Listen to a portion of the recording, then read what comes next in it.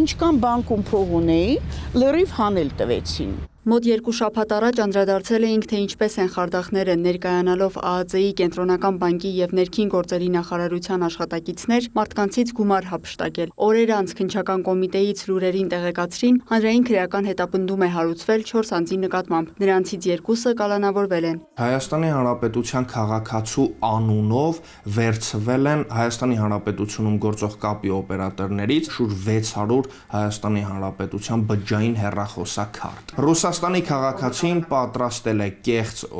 WhatsApp, Viber եւ Telegram օգտահաշիվները եւ նաեւ նախաքննության ընթացքում կատարված քննչական գործողությունների արդյունքում հնարավոր է եղել առգրավել այն բջջային հեռախոսը, որով որ պատրաստվել են այդ կեղծ օգտահաշիվները։ Ինչ վերաբերում է մյուս 2-ին, որոնք չեն կալանավորվել, քննիչը նշում է, մեկը եւս Ռուսաստանի քաղաքացի է, Հայաստանից հեռացել է եւ նրա նկատմամբ ամենայն հավանականությամբ միջազգային հետախուզում է հայտարարվելու։ Մյուսը Հայաստանի քաղաքացի է, ում անունով 200-ից ավելի բջջային հեռախոսահամար է վերցվել։ Նրան ձերբակալելու որոշում է կայացվել։ Քննիչը նշում է, գործողություններ են իրականացնում հանցավոր կազմակերպության բոլոր անդամներին բացահայտելու համար։ Խարդախությունը սկսվել է նախորդ տարվա սեպտեմբերից։ Այս ամիս էլ դեպքեր գրանցվել են։ 72 անձ է տուժել, նրանցից ընդհանուր հափշտակել են մոտ 600 միլիոն դրամ եւ 1.5 միլիոն դոլար։ Ապշելի է սա, բայց կրթական բարձր ցենզ ունեցող մարդկանց են թիրախավորում, հիմնականում դոցենտներ, գիտությունների թեկնածուներ։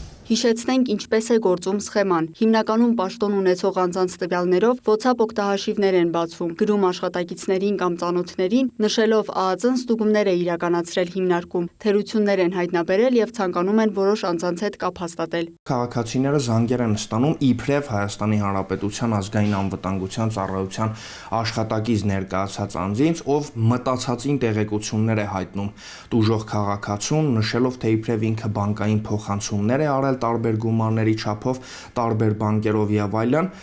եւ իրականում քաղաքացիների մոտ ստեղծվում է տագնապի մթնոլորտ։ Այնուհետև տարբեր եղանակներով մարդկանցից պահանջում են կանխիկացնել քարտերում առկա գումարը եւ իբր անվտանգ վայր տեղափոխելու նպատակով փոխանցել Կենտրոնական բանկի աշխատակիցների հաշվեհամարներին։ Վրաստանի Հանրապետություն կամ Թուրքիայի Հանրապետությունում գործող տարբեր քաղաքացիների անուններով որոշ դեպքերում նաեւ վերածում են կրիպտոարժույթի։ Եթե տուժող քաղաքացին չի ունենում իր բանկային հաշիվներում գումարներ, նրանց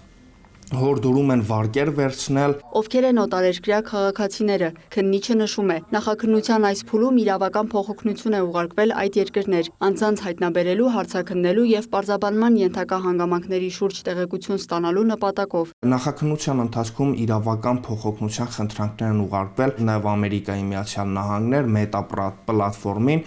թե WhatsApp օգտահաշիվներում եղած տեղեկատվությունը նախապահպանելու, ինչպես նաեւ նախապատրաստում են նոր իրավական փոխօգնություն ուղարկել արդեն իսկ բացված շուրջ 400-ից 500 WhatsApp օգտահաշիվները լրիվ արգելափակվելու ուղղությամբ, որպեսզի Հայաստանի Հանրապետության տարածքում այլևս նման սխեմով չշարունակվի հանցագործությունների կատարումը։ Տուժողներից 2-ին խարդախները դրդել էին նաև վաճառել Ավանում ու կենտրոնում գտնվող իրենց բնակարանները։ Նրանցից մեկն էլ տիկին Սվետլանան էր։ Նա կորցրել է $30,000 եւ բնակարան։ Խարդախներից մեկը ներկայանալով Կենտրոնական բանկի աշխատող, նրան ասել էր, թե իբր բնակարանը կեղծ փաստաթղթերով արդեն իսկ վաճառվել է եւ խնդիրը կարգավորելու համար պետք է վաճառք ձևակերպել։ Այդ նպատակով բրոկերների հեռախոսահամարներ էր ուղարկել, պահանջել նաև բնակարանի վաճառքի գումարը ուղարկել իրենց, հաջորդ օրը գնորդին փոխանցելու պատրվակով։ Ավելի ուշ տիկին Սվետլանան հասկացել էր խարդախության զոհ է դարձել եւ պետք է լքի սեփական բնակարանը։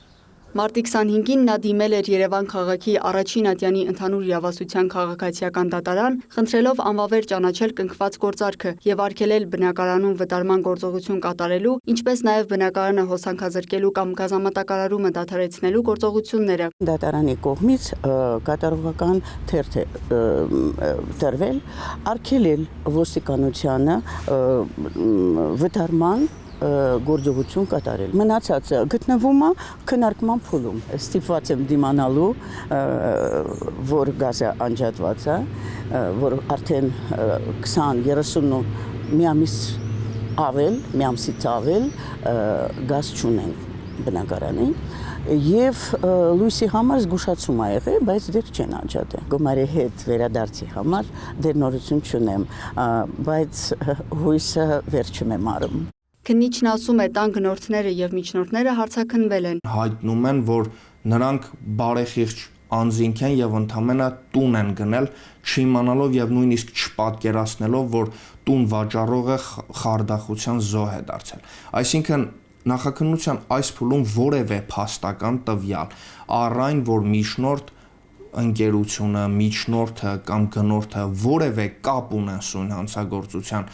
մեխանիզմի կամ սույն հանցագործության հանցավոր կազմակերպության անդամների հետ որևէ այդպիսի փաստ ձեռք չի բերվել։ Իսկ տուժողները կկարողանան իրենց գումարը հետ ստանալ։ Քննչական կոմիտեն բոլոր ջանքերը գործադրելու է, որպեսզի հանցավոր կազմակերպության բոլոր մասնակիցները եւ սույն հանցագործության հետ հանցավոր արարք կատարած յուրաքանչյուր ոք հայտնաբերվի եւ ենթարկվի քրեական պատասխանատվության, հնարավորության դեպքում այդ քաղաքացիների գույք ունենալու կամ հափշտակված գումարները հայտնաբերելու դեպքում չի բացառվում, որ տուժողները ստանան իրենց գումարները, սակայն այս փուլում տուժողների գումարների վերականգնման հարց բարձրացնելը դեռևս շատ վաղ է։ Կառույցից հորդորում են նմանատիպ զանգեր ստանալու դեպքում ընդհատել կապը, դիմել իրավապահ մարմիններին եւ այլ անձանց գումար չփոխանցել։ Լիանա Խաչատուրյան, Մհեր Կիրակոսյան, լուրեր։